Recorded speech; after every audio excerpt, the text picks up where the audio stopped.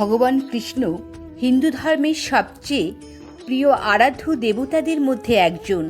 তিনি হলেন ভগবান বিষ্ণুর অষ্টম অবতার, পরম দেবতা, যিনি পৃথিবীতে অবতরণ করেন যখনই অশুভ শক্তি ধর্মের পথে বাধা সৃষ্টি করে।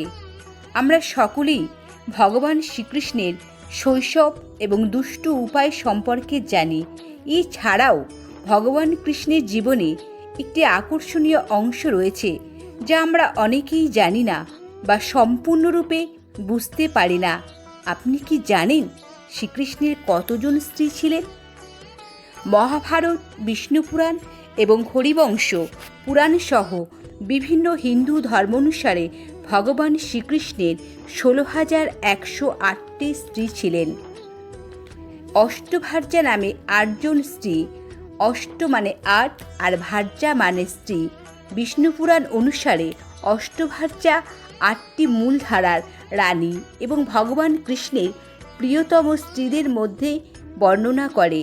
শ্রী ভাগবত পুরাণে প্রাকবিখ্যাত 8 রানী অষ্টভার্যা নামেই জনপ্রিয়। ভগবান কৃষ্ণের ব্যক্তিগত জীবন যাচাই করার ওপর এটা অনুধাবন করা হয়েছে যে তিনি সর্বদা রানীর ইচ্ছাকে সম্মান করতেন। দেবী রুক্মিণী ও মিত্রবৃন্দের সঙ্গে বিবাহ তার আভিযাত্রী বড় উদাহরণ। তাই ইচ্ছাকে সম্মান করার সময় ভগবান শ্রীকৃষ্ণ তাদের স্বয়ংবর থেকে অপহরণ করেছিলেন। বিভিন্ন পাত্রপাত্রীর সঙ্গে জীবনসঙ্গী নির্বাচন করার একটি ঐতিহ্যবাহী প্রথা।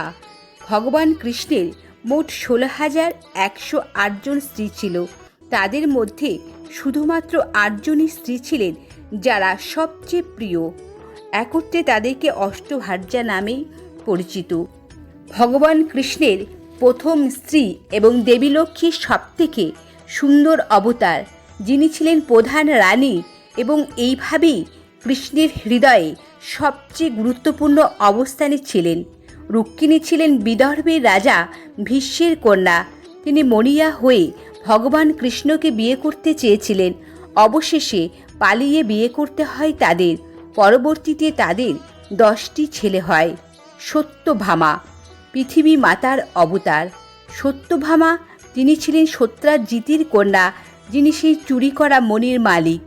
ভগবান কৃষ্ণ অবশেষে তার রত্ন ফিরিয়েও দিয়েছিলেন, যা সত্রাজিতকে লজ্জিত করেছিল, এবং এইভাবেই তিনি অভিযোগের জন্য ক্ষমাও চেয়েছিলেন। এই অনুশোচনা করার জন্য তিনি ভগবান শ্রীকৃষ্ণকে তার কন্যা সত্যভামাকে বিয়ে করার জন্য অনুরোধও করেছিলেন। জাম্ববতী জাম্ববতী ছিলেন জয়মন্তজির কন্যা। ভগবান শ্রীকৃষ্ণের বিরুদ্ধে মূল্যবান মণি চুরির অভিযোগ আনা হয়েছিল।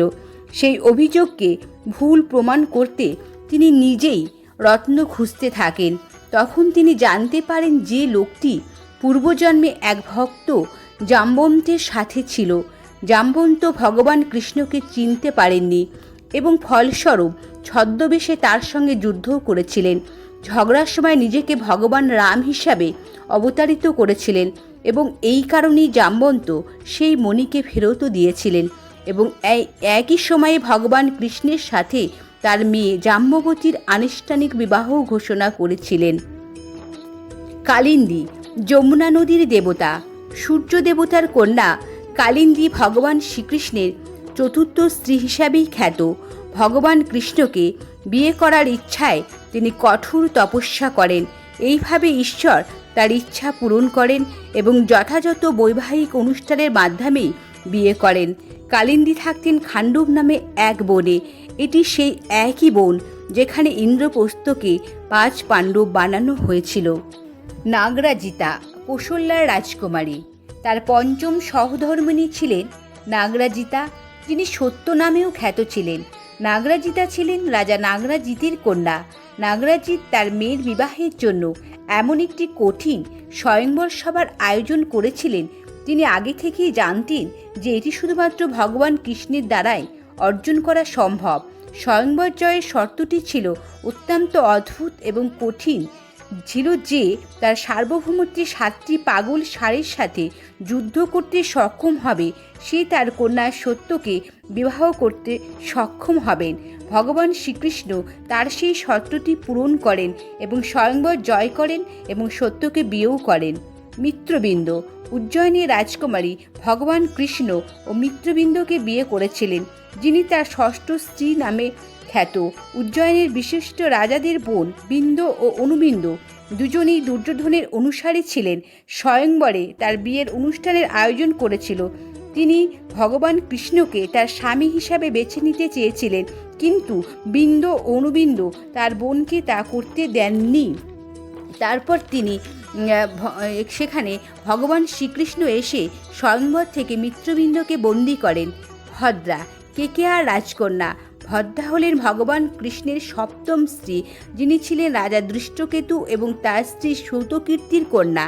লক্ষণা, ভগবান শ্রীকৃষ্ণের অষ্টম স্ত্রী হিসাবেই খ্যাত ছিলেন লক্ষণা। তিনি পারদর্শী, বৈশিষ্ট্য এবং চমৎকার গুণাবলী বিষয়ে দক্ষ। তিনি ছিলেন মাদ্রা রাজ্যের একজন নামহীন রাজার কন্যা। ভগবান শ্রীকৃষ্ণ এই সুন্দরী নারীদেরকে যথাযথ আচার অনুষ্ঠান ও ঐশ্বরিক ধর্মানুষ্ঠান নিয়েই বিয়ে করেছিলেন। অন্য কিংবদন্তি অনুসারে 16,100 জন দাসদাসীরা নরকাসুরের কারাগারে বন্দী ছিল। যখন শ্রীকৃষ্ণ তাদের বন্দিদশা থেকে মুক্ত করেন, তখন সমাজের কেউ তাদের দত্তক নিতে চাইছিল না। এই প্রতিকূল পরিস্থিতিতে ভগবান কৃষ্ণ তাদের প্রত্যেককে তার রানী হিসেবে ঘোষণা করেছিলেন এবং তাদের সম্মান ফিরে পেতে সহায়তাও করেছিলেন। তিনি প্রতিটি স্ত্রীর জন্য দ্বারকায় একটি পৃথক প্রাসাদ তৈরি করেছিলেন এবং তাদের সাথে পৃথকভাবেও সময় কাটান।